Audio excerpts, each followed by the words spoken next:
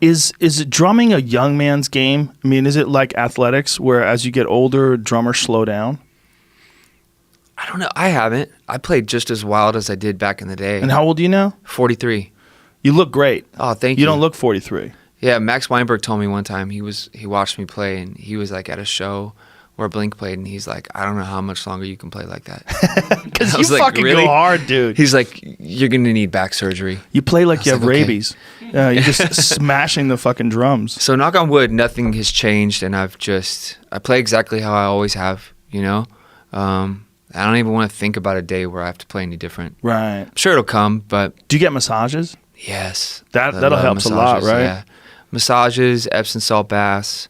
That's where the tank comes in play, man. Yeah, that thing looks amazing. The tank is all Epsom salts. Look at you, dude. You're going fucking crazy. When you watch that, I would watch you play, and I would just go, how the fuck can this guy maintain this pace?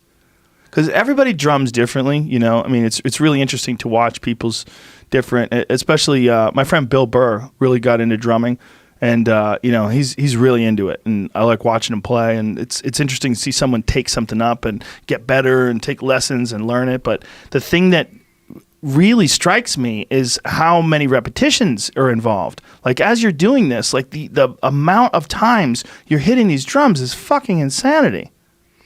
You got to pace yourself. If it's a 2-hour set, I know like, oh, this is a verse of this song. I can kind of, this is not a big part. You know, you can kind of chill, but it's like a round, you know, if you're doing a round, look up in the clock and you realize, oh, wow, I still have 2 minutes left. Yeah. Well, pace yourself. And you know what I mean? Yeah. That's kind of how I approach shows. But the goal is to train so much before you even get on tour that you're not even having to think about that. You're just playing the show exactly how you want to play. It's almost, I imagine it's like that with fighting, where you envision what you want to do in your head and you're in the shape and you know the technique to execute. And you don't have to think about it or go like, oh, I can't do that. I didn't practice that enough. I like to be able to just do whatever I'm feeling and not, you know, be like, oh shit, I don't know how to do that. Or I'm going to get tired if I do that. I don't want that to happen. Right. You know? So that's the goal. It's just being able to execute what you have, the idea in your head.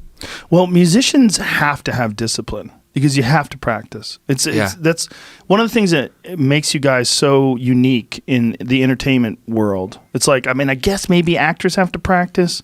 Stand-up comedians, we only practice in front of an audience. But you guys have to fucking practice. Like, so you don't go through your show? No. Before you go out? No, I write. I write and I listen to recordings of old sets, but I don't like sit in front of a mirror and go, hey, folks. Yeah. I don't do that. I don't know anybody that does because it would that. feel so weird when you go up to do it. It would feel rehearsed, right? Yeah, that's the last thing you want. You got to be in the moment. Same thing happens with if you practice too much as a band and then you go try to play those songs and act like you're having fun. That same thing happens. So I try to practice a lot on my own, and I'm not even practicing those songs. Just drill, you know? Yeah. But like Sam Kinison used to have a joke about the Beach Boys.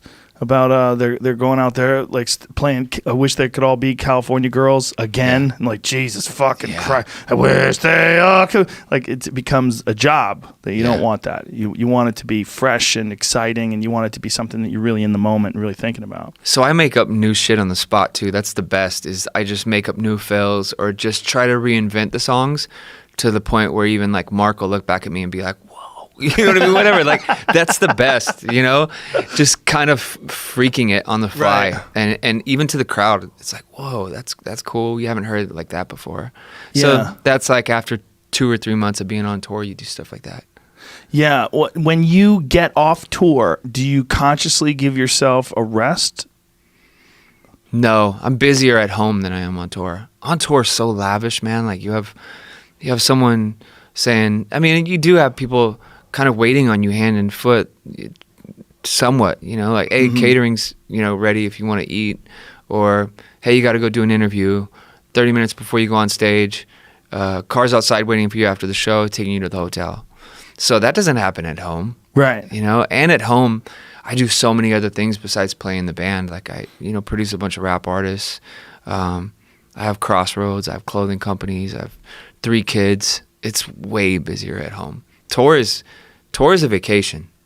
That's interesting. Yeah, for me. Wow. Because I don't know how to say no either. Mind you, I have a lot of things I love that I love doing, so I can't complain and be like, oh, I hate going to the studio, I hate doing this. I love it all. I just kind of love it all so much that I have trouble saying no sometimes.